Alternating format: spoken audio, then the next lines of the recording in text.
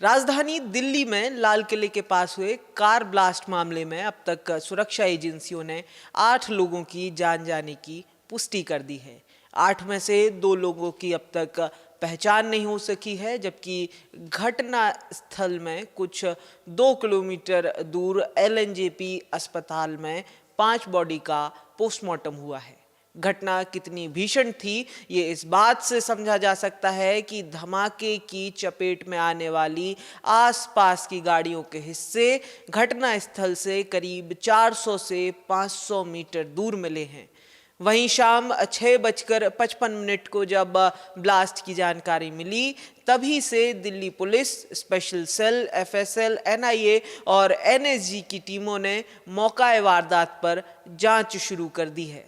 वैसे तो इस ब्लास्ट के पीछे के कारण जांच एजेंसियां अभी नहीं बता रही हैं, लेकिन दिल्ली पुलिस ने एक एफआईआर दर्ज की है। एफआईआर यूएपीए और बीएनएस की अलग अलग धाराओं में दर्ज हुई है। स्पेशल सेल करीब 100 से ज़्यादा सीसीटीवी के फुटेज खंगालने में जुटी हुई है और इस कार के एक एक मिनट का हिसाब किताब खोजा जा रहा है। जिस सफ़ेद i20 कार में विस्फोट हुआ, उसने 10 घंटे 48 मिनट में राजधानी दिल्ली की कई सड़कों पर सफ़र किया है।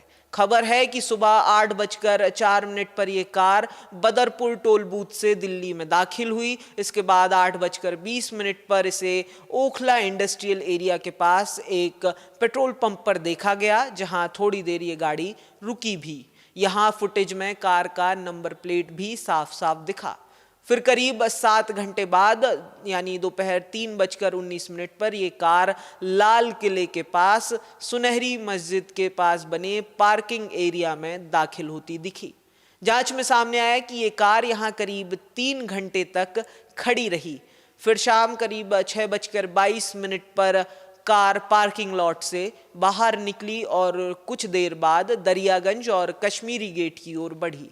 शाम 6:52 पर यानी बाहर निकलने से महज 30 मिनट बाद इस कार में भयंकर विस्फोट हुआ।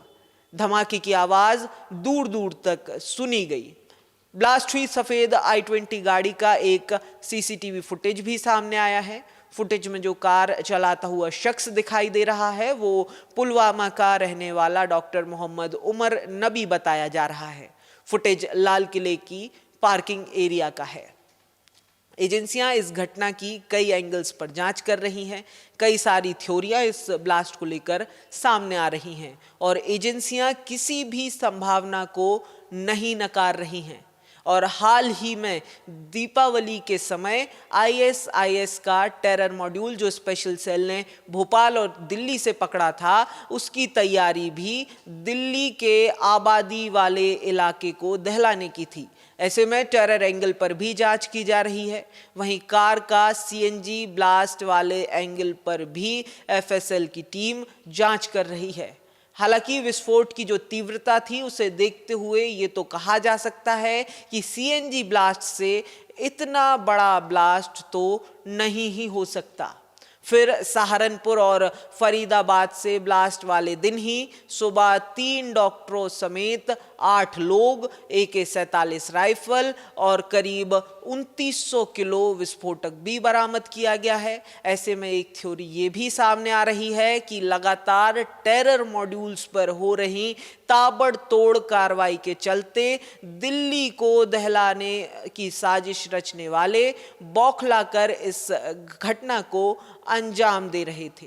वहीं ब्लास्ट की जांच दिल्ली से निकलकर अब कश्मीर, गुजरात और उत्तर प्रदेश तक जा पहुंची है। जिन लोगों के नाम अब तक निकलकर सामने आए हैं उनका कनेक्शन पुलवामा, शोपिया, कुलगाम और अनंतनाग से बताया जा रहा है। सुरक्षा एजेंसियों ने संदिग्धों से जुड़े लोगों को पूछताछ के लिए राउंड अप भी किया है। हालांकि अब भी एजेंसियां इस घटना को लेकर कोई अंतिम निष्कर्ष पर नहीं पहुंची हैं और जांच जारी है।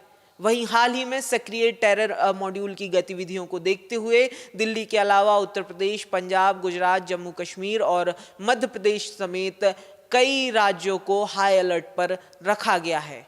अयोध्या में राम मंदिर और उज्जैन में महाकाल मंदिर समेत संवेदनशील इलाकों में सुरक्षा बढ़ाई गई है। पुलिस की कॉम्बिंग गश्त और नाकाबंदी की जा रही है। वहीं बिहार में जहां आज मतदान का दूसरा चरण हो रहा है, वहां पर भी इंटरनेशनल बॉर्डर के इलाकों को सील किया गया है, नाकाबंदी की गई है। वहीं दूसरी तरफ दिल्ली में केंद्रीय गृह मंत्री अमित शाह अपने घर पर इस घटना की यथास्थिति को लेकर एक हाई लेवल मीटिंग भी कर रहे हैं।